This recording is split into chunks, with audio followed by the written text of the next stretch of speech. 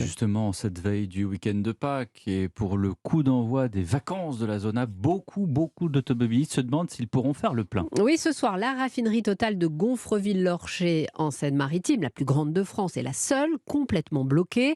À Donge, en Loire-Atlantique, la grève est suspendue.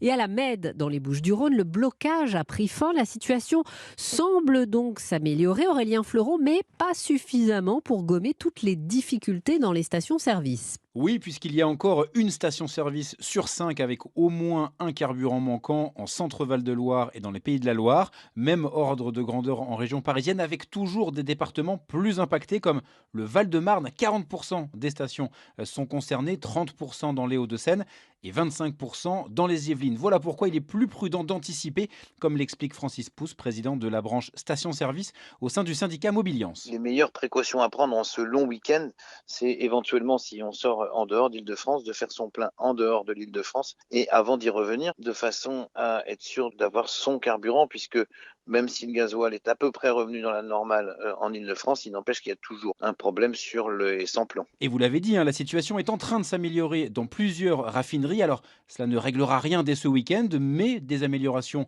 sont attendues pour le milieu de semaine prochaine.